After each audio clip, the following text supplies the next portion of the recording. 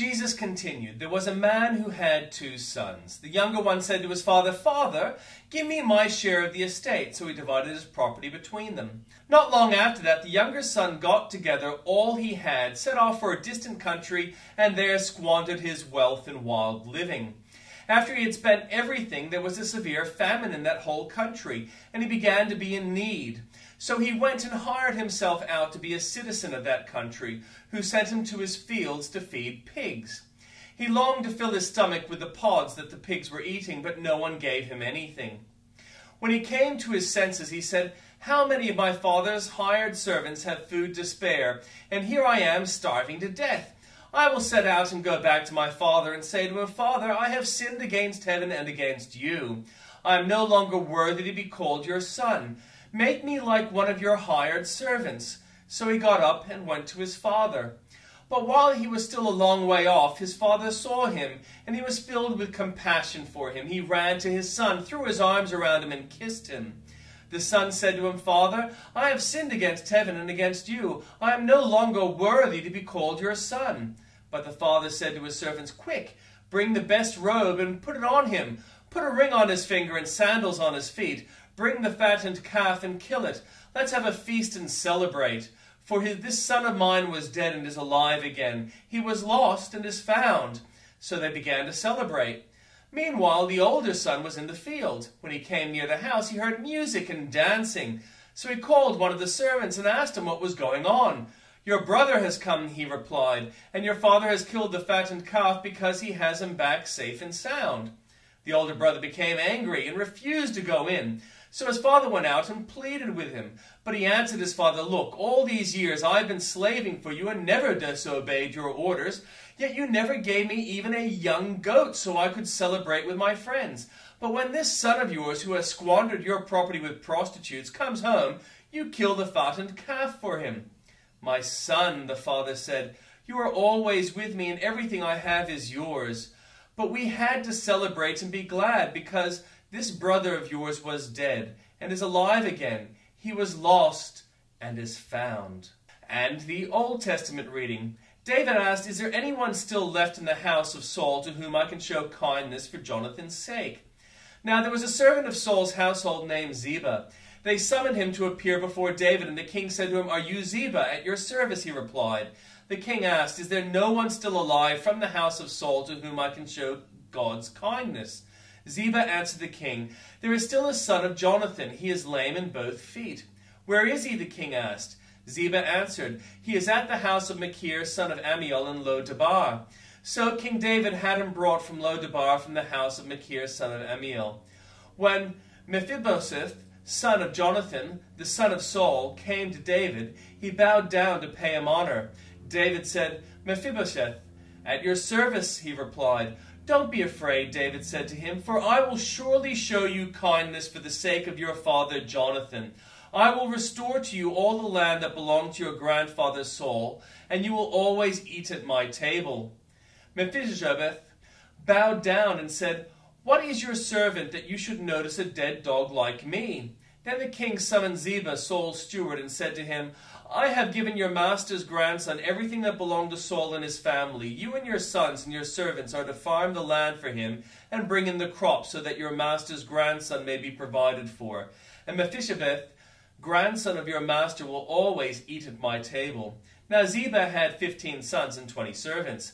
Then Ziba said to the king, "Your servant will do whatever my lord the king commands his servant to do."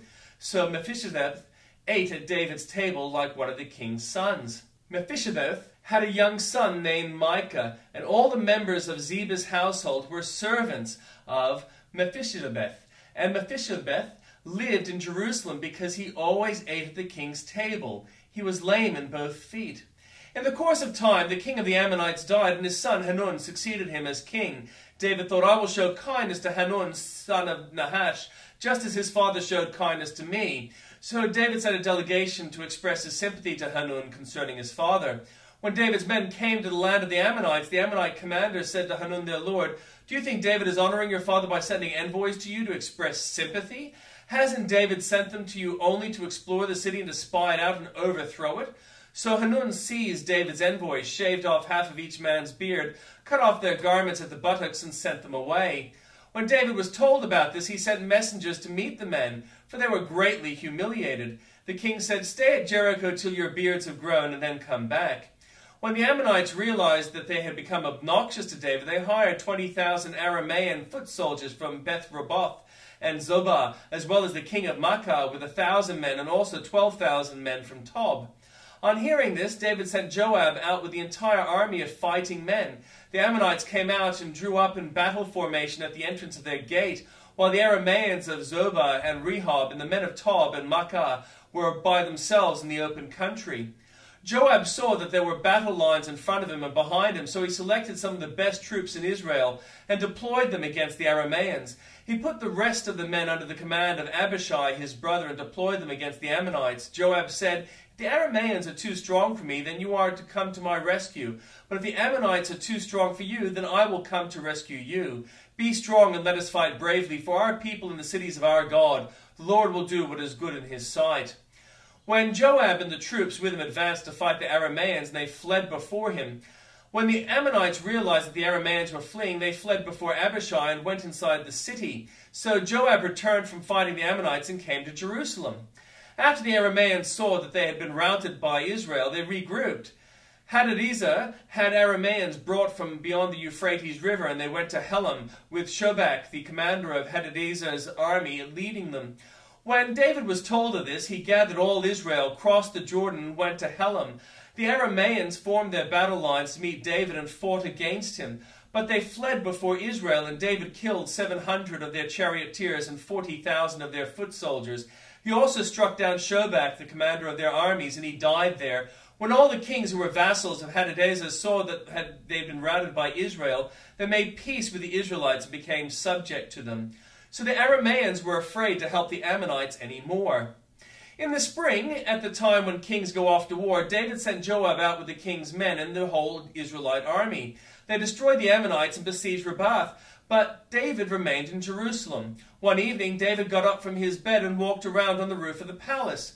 From the roof, he saw a woman bathing. The woman was very beautiful, and David sent someone to find out about her. The man said, "She is Bathsheba, the daughter of Eliam and the wife of Uriah the Hittite." Then David sent messengers to get her. She came to him, and he slept with her. Now she was purifying herself from her monthly uncleanness. Then she went back home. The woman conceived and sent word to David, "I'm pregnant." So David sent this word to Joab, "Send me Uriah the Hittite." And Joab sent him to David. When Uriah came to him, David asked him how Joab was, how the soldiers were, and how the war was going.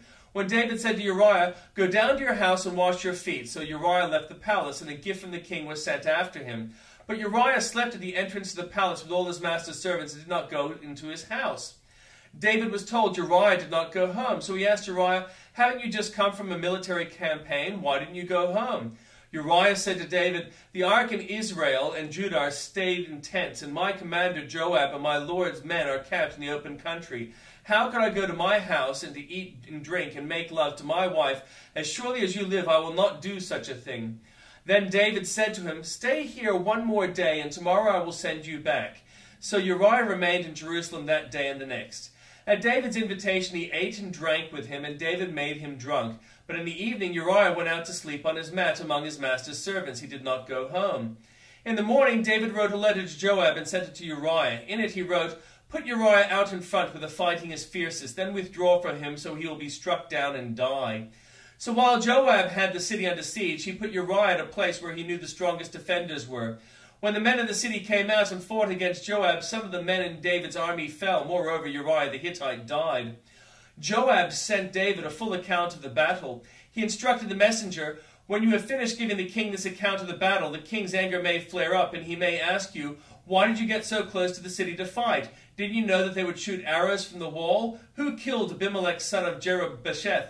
Didn't a woman drop an upper millstone on him from the wall so that he died in Thebez? Why did you get so close to the wall?' If he asks you this, then say to him, 'Moreover, your servant Uriah the Hittite is dead.'" The messenger set out, and when he arrived, he told David everything Joab had sent him to say. The messenger said to David, "The men overpowered us and came out against us in the open, but we drove them back to the entrance of the city gate. When the archers shot arrows at your servants from the wall, and some of the king's men died. Moreover, your servant Uriah the Hittite is dead." David told the messenger, "Say this to Joab, don't let this upset you. The sword devours one as well as another. Press the attack against the city and destroy it. Say this to encourage Joab." When Uriah's wife heard that her husband was dead, she mourned for him. After the time of mourning was over, David had her brought to his house, and she became his wife and bore him a son. But the thing David had done displeased the Lord.